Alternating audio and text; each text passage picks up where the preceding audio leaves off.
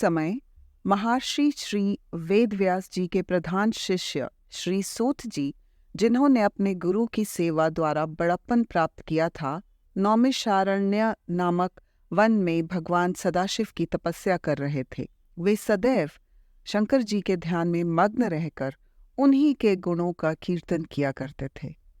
उन्हीं दिनों संयोग से शौनक ऋषि अपने साथ अन्य बहुत से ऋषियों को लेकर श्री सूत जी के पास आए तथा उनसे इस प्रकार बोले, हे सूत जी, हम लोग संसार रूपी अथाह सागर में डूबे हुए हैं।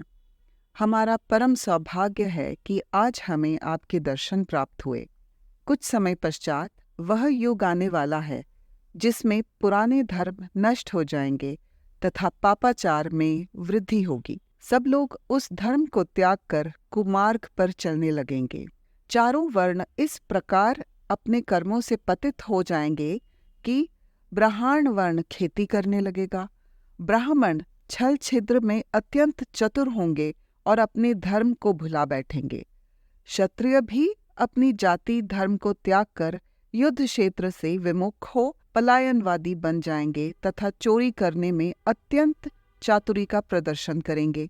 वे शूद्रों के समान कर्म कर उठेंगे और उसी अवस्था में रहकर प्रसन्नता का अनुभव करेंगे।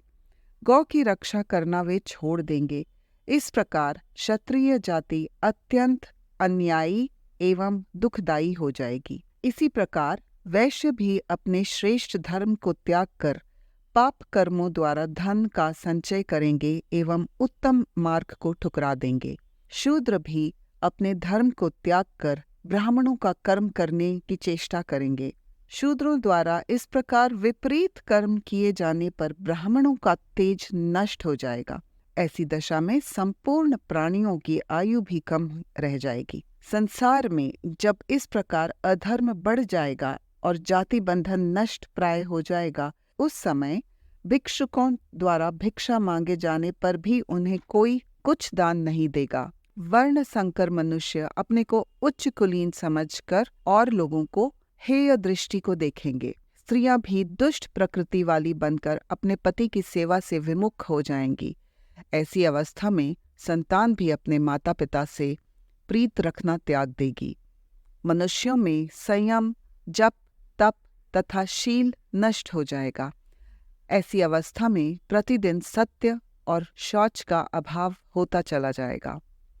हे सूत जी, ऐसे घोर कलिकाल में लोग तपस्वियों को केवल इसलिए सम्मान देंगे कि वे उनके पुत्र आदि उत्पन्न होने की कामना को पूर्ण करने में सहायता प्रदान करें। इस युग में केवल बालों को संभाल लेना ही सुंदरता का लक्षण होगा और अपने पेट को भर लेना ही सबसे श्रेष्ठ कार्य समझा जाएगा। भला आप ही बताइए कि ऐसे घोर समय में कलयुगवासी जीव किस प्रकार मुक्ति प्राप्त कर सकेंगे। वे अपने पापों तथा सहस्त्रों दुष्कर्मों को भस्म कर सत्य पथ को अपनाने में किस प्रकार समर्थ हो सकेंगे। आप सब प्रकार की चिंताओं को दूर करके प्रसन्नता प्रदान करने वाले हैं। हम लोग इसी चिंता में डूबे हुए थे कि हमें आपके दर्शनों का सौभाग्य प्राप्त हो गया। अब कृपा करके कोई ऐसा उपाय बताइए जिससे हमारी ये चिंता नष्ट हो जाए और हम प्रसन्नता को प्राप्त करें। संसारी जीवों का हित चाहने वाला आपके समान और कोई नहीं है। आपने भगवान वेदव्यास जी की अत्यंत सेवा की है और उनके पापियों को पाप रूपी समुद्र से पार उतारा है। भगवान कृष्ण द्वैपायन ने अत्यंत कृपा करके आपको संपूर्ण पुराण पढ़ाए हैं, अतः आप हम पर भी अवश्य कृपा करें। शौनक ऋषि के मुख से निकले हुए इन शब्दों को सुनकर सूत जी अत्यंत प्रसन्न हुए।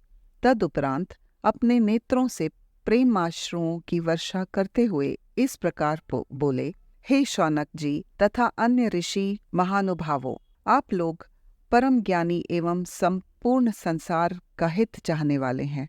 यद्यपि संसारी लोगों की वह बुद्धि नष्ट हो गई है जिसमें सबके मंगल का ध्यान रहता है, परंतु आप सब लोग उसके अपाद स्वरूप हैं, क्योंकि आपने अन्य लोगों के उपकार के लिए ही मुझसे ये प्रश्न किया है। अतः अब मैं आपकी इस प्रीत के वशीभूत होकर भगवान सदाशिव की उस परम स्तुति का वर्णन करूंगा, जिसे सुनकर कलिकाल का दुख नष्ट हो जाते हैं तथा अज्ञानी जीवों को भी मुक्ति प्राप्त होती है।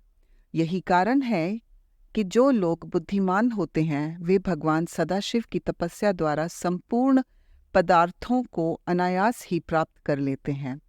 शिवलोक में किसी भी प्रकार शोक और दुख कभी भी नहीं व्यापता। जो लोग शिव जी का नमन करते हैं वे बहुत संतान प्राप्त करते हैं।